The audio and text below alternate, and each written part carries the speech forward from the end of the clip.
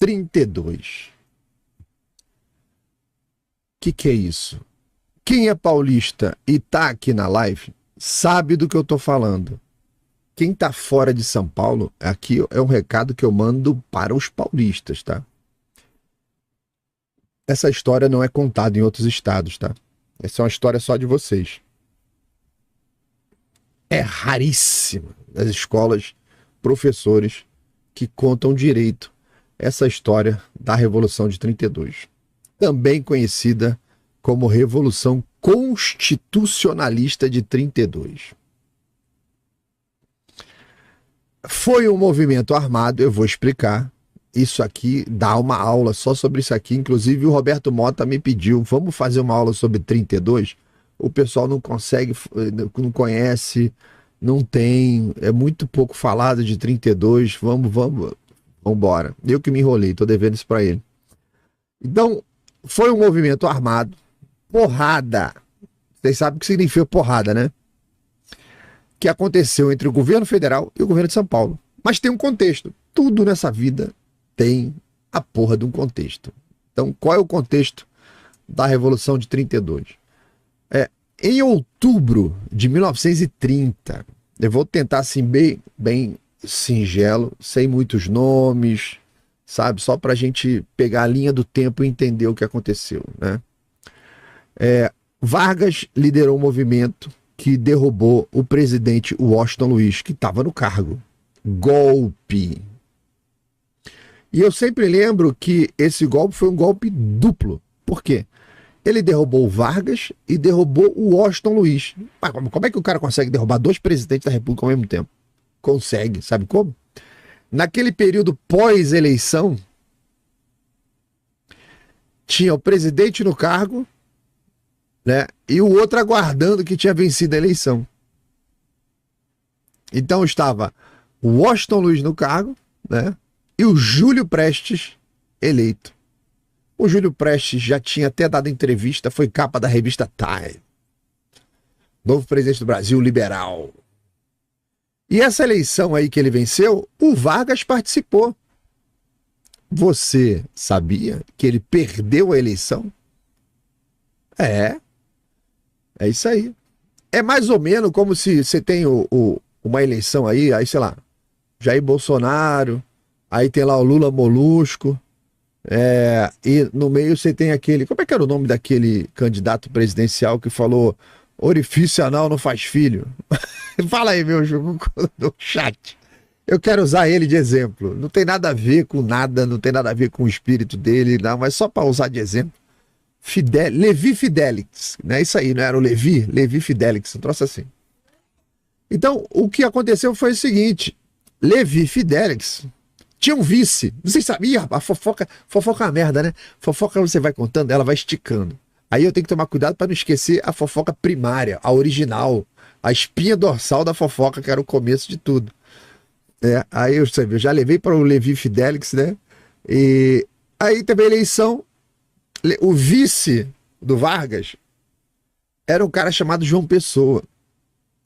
O João Pessoa tinha um desafeto lá na região dele, que era um jornalista, né? Tipo o Fernão Lara Mesquita lá, o cara enchia o saco dele, o cara todo cagado, cheio de merda.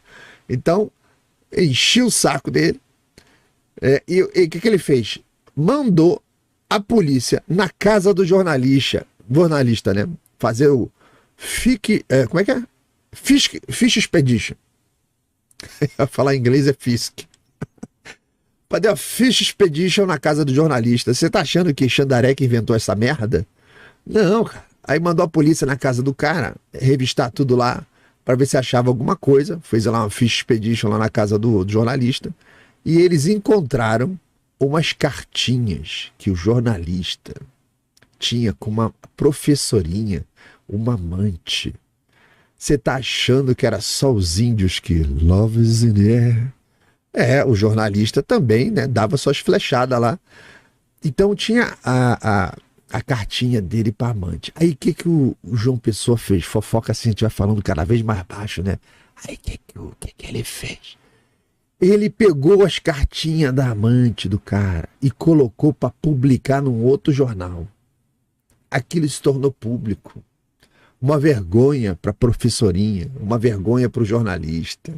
Lembra da dialética erística do Schopenhauer, falando que você não pode ir contra o seu inimigo, você ataca a pessoa, é o ad hominem.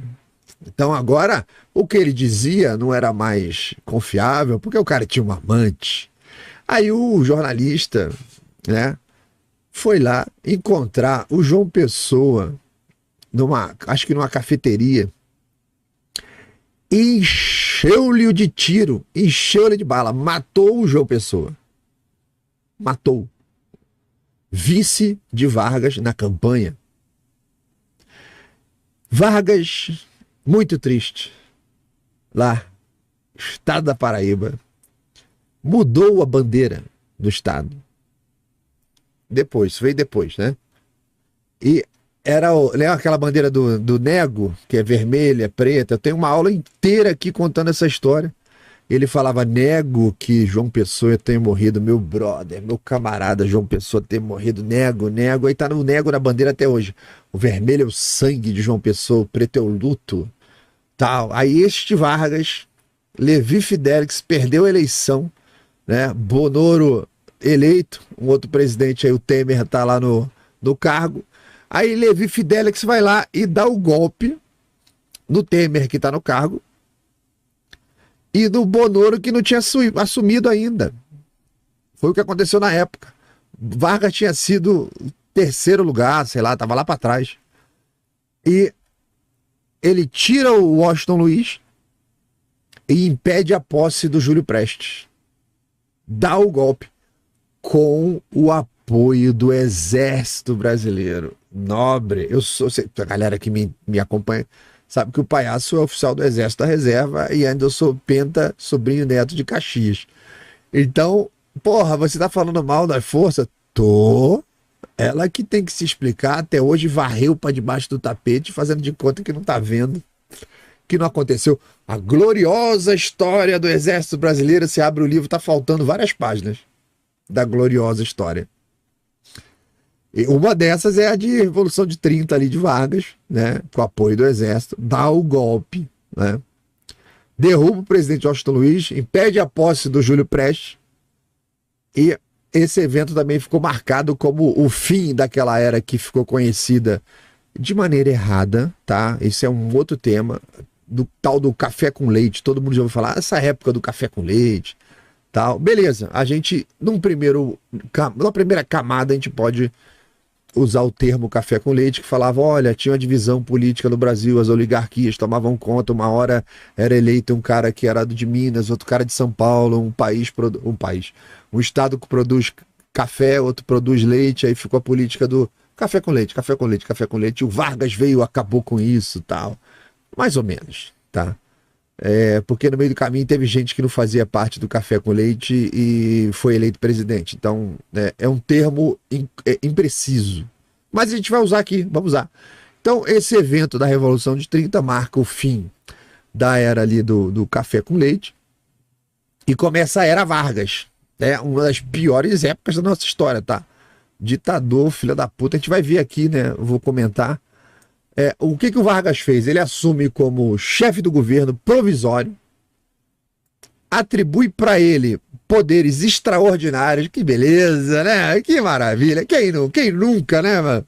Ele falou, não, eu preciso desses poderes para reorganizar o país. O Olavão falava já há muito tempo o seguinte, olha, qualquer um que queira concentrar poderes no presente, te entregando uma promessa de futuro, cara, é um governo revolucionário, vai dar merda, tá?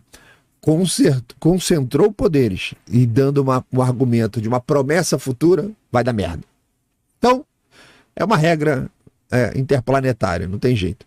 Então, tá lá, poderes extraordinários, ele queria reorganizar o país inteiro. Aí, o que ele faz? Democraticamente, ele suspende, Vargas, a Constituição de 1891, que foi aquela que surgiu depois que deram o golpe e tiraram a família real do Brasil.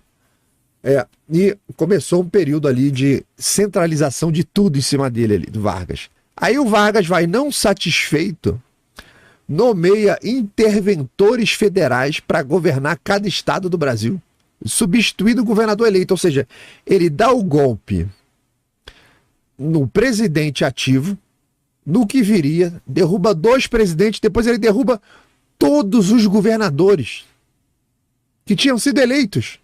Que maravilha! Então, isso gerou puta de um descontentamento generalizado do brasileiro, no Brasil inteiro. Só que quem é que tinha força para reagir? São Paulo. E São Paulo se sentiu assim extremamente prejudicado com tudo o que ele estava fazendo por causa da perda também da autonomia política. Existia uma autonomia política em São Paulo. Lembrando que São Paulo era o grande centro econômico e político. Vargas vem do Sul, toma o governo no Rio de Janeiro e começa a bater em São Paulo. Então esse governo que ele fez, provisório do Vargas, depois de tirar os governadores, eles começam a fase 2, né, de todas as revoluções, de todos os golpes, que é repressão contra os movimentos contrários. Todos.